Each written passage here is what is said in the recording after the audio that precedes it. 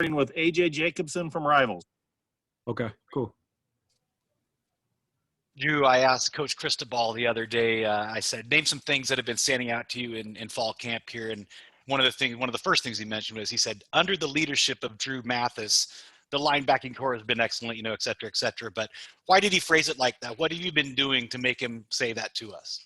Well, first I want to give props to Isaac Slade. You know, he's also a very, very big leader in the linebacker core. But me and him have just been really working with the younger boys, you know, and taking them under our wing and just teaching them, you know, the defense and schemes and stuff like that, and, you know, doing extra work.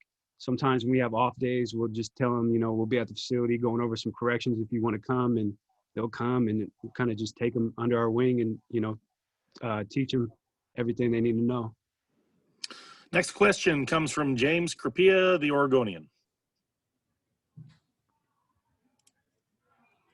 Drew, with Isaac moving over to the weak side, just what goes into that for you in terms of making the calls at middle line? I know that it's not mutually exclusive. I mean, you talk to each other and the like, but just what goes into playing at middle, and how comfortable are you over there? For sure goes a lot with, you know, making calls and adjustments and stuff. Isaac does a great job helping me out with that stuff, because I am sort of new to it, but it's something I got to, you know, improve on in talking and communicating. And if I said I had to work on something, it'd definitely be more communicating. When I get out there a lot, I kind of, you know, sometimes get quiet a little bit, or, you know, let Isaac do the talking and stuff. But when I remind myself to communicate, I do a well job doing it. It's just something I got to, you know, continue to keep improving on and whatnot. Next question, Ryan Thorburn, the register guard. Hey, Drew. Speaking of leadership, what are some of the main takeaways you learned playing with and observing Troy Dye? A lot from his actions. I mean, he's a man of his actions for sure. When you watch him play, he's a playmaker. He knows the defense. That's someone who really knew everything. He rarely messed up, and he was definitely a leader by example for sure, and what he did. And you know, he taught me a lot too with, you know, talking and just kind of, he saw me, and I'd kind of go out there and be real nervous to mess up, and you know, when you play nervous, you do mess up. So he would always remind me to just go out there and just be calm and do everything, you know, in a calm manner. Because when you play calm ball, you can really concentrate on things, and you won't really mess up. And, you know, that's something he would always, you know, rephrase to me and tell me, you know. Next question goes to Matt Preem, 247 Sports. Yeah, Drew, I'm just kind of curious, what did you learn from this scrimmage and about this defense, and what's kind of the carryover to the one on Saturday? What do you want to see improve? I'd say one thing I want to improve, obviously communicating. I want to communicate more, and you know, communicate is definitely a big one. Maybe some pass coverages and drops and stuff. When I drop to the boundary and some of our coverages and stuff, just knowing, you know, on where my landmark is and where I need to get to. And, you know, when a new number goes out, someone's coming in, and just more of you know, techniques and fundamentals and stuff, and just always priding myself on just being aggressive and tackling and finishing plays and running to the ball. And yeah, really just run into the ball. And at the end of the day, I just want to leave the field knowing that I gave them all, and I didn't, you know, loaf or kind of give it half a job or something like that. I just really want to give it my all. So that's what I've been really working on. Next question, Julian Minenson from KZI. Hey, Drew, thanks for doing this. Just wanted to ask you, what were your biggest, I think, things that you wanted to improve on from this off season, and especially it being so different than in years past, going into this year, knowing that you were going to be one of the older guys in that linebacking core? Obviously for off-season stuff, getting bigger, stronger, faster. And coming from a, you know, football perspective, just knowing the schemes better and knowing the defense well. When I first started playing, I was playing Will, so I kind of adjusted back to Mike. So it's something I'm you know, I got the bread and the butter of the position. There's just little small details I need to continue to keep improving on, and just it's small stuff. It's small stuff I know. Like if I mess up, I know what I did and I can correct myself. It's just going out there and not making those mess ups. So that's something I got to really work on, because I can go out there and you know, my play, if I do something wrong, Coach Wilson doesn't even really have to tell me. I can sit there and tell him what I did wrong. So I know what I have to do. Is just when I go on the field, I just got to eliminate all those little mistakes that I do make when I'm out there. Question, Eric Scopel, 247 Sports. Hey, Drew. Nice to meet you. Nice to meet you. You know, at this mic spot here, who are some guys that are challenging you for playing time, and kind of what's that competition been like? I know it's a mix of older and younger guys. Who I know who's getting twos and also works with ones is Noah Sewell, and he's doing a great job. He's going to be great, a great athlete. He's picking things up real well too, and we even help each other out and stuff. It's never it's competing, but I mean at the same time we both work with each other. He always asks me questions, and I always ask him questions sometimes, and it's like I take him under my wing, and he'll ask me what he has on this, and our lockers are like right next to each other. So in the morning when we're in the playbook and stuff, and before meetings, we'll always kind of quiz each other for we know what we're gonna do when we go out on that field, even on walkthroughs and stuff like that. Like it's never bad blood or nothing. We're good friends, and we both help each other out, and we always push each other. Whenever anyone makes plays, we go up to each other and let them, hey, that was a nice play. You did good on this and that. And if you mess up, like, hey, what was the call? Okay, it was that. You did this. You're supposed to do that. It's always good and always encouraging with each other. Next question, AJ Jacobson from Rivals. Drew, I remember when I scouted Noah Sewell and Justin Flo when they were in high school, and I thought to myself, man, they're ready to play. They're ready to go. How close do you think those two young freshmen are to being ready to play Pac-12 football? Very close. Yeah, they're very close. I don't really see them waiting any time, any long. Justin's been, doing great on special teams and stuff. And when he gets in on those reps, he's always very aggressive, and we just have to remind him to stay up, because he loves to hit, and that's good being at linebacker.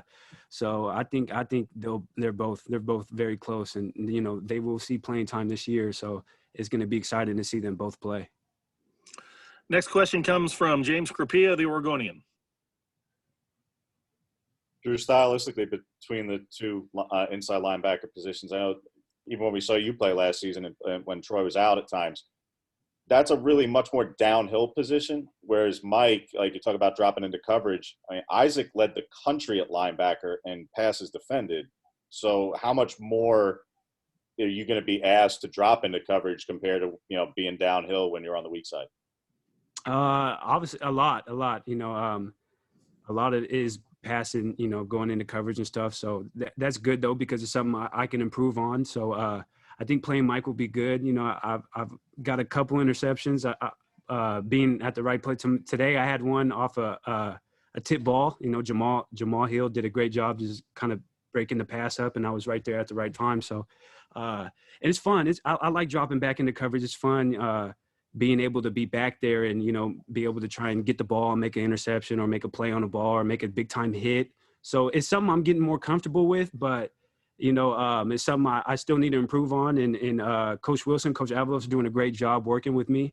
I know their patients are real, like, they're real patient with me. And if I mess up, they always explain, you got to do this, you got to do that, which is really helping me too. And all these walkthroughs and just repetitions and practice after practice, that's what's really going to get me, ready for these games and stuff. And it's been good. Next question comes from Brandon Gibson of Rivals. Hey, Drew. You already caught most of the question I was going to ask as far as freshman linebacker go when you talked to AJ, but could you comment a little bit on the other two guys, Jaden and Jackson, and how they're sort of progressing? They're doing good. Jackson's also another guy who likes to hit. And Jaden is as well. He's a very physical dude. They're both physical. And I think all our younger athletes and younger linebackers, they like to hit and they're aggressive. So that's going to be, a bonus for us as a defense. And, they're doing great. They're both smart players, and they're picking up the scheme well and everything. So just with more practice and stuff, they're going to be very dominant in this, and they should be also see playing time this year as well. Next, Matt Preem from 247 Sports. Yeah, Drew, what can you tell us about this offensive line and 5 new starters, and what have you seen from this group? I've seen leadership for sure. Alex Forsythe and Ryan Walk and George Moore, they do a good job, making sure everyone's up on their A game and keeping everybody up. And when times are tough, they always remind each other to stay up and stuff. So that's good. But for sure, yeah, they're doing a good job. Coach Maribal is a great coach, and Coach Cristobal is a great coach. And our O-line will never be a worry for us because of those two coaches. They won't let that slide. So that's why I never lose hope in our O-line, because Coach Cristobal and Coach Maribal will never let us have a decent O-line. He's always going to push them to be great. So that's another great thing. Next question belongs to James Crapia, the Oregonian. I just wanted to really go back a minute. Tell us a little bit more about you and your story, man, because how you got here. My understanding was obviously you started at San Diego State. From reading up on you a little bit, you followed your brother there.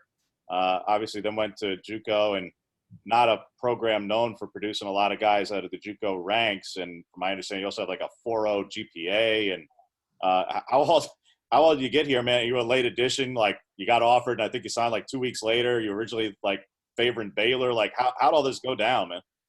I don't know. It was crazy.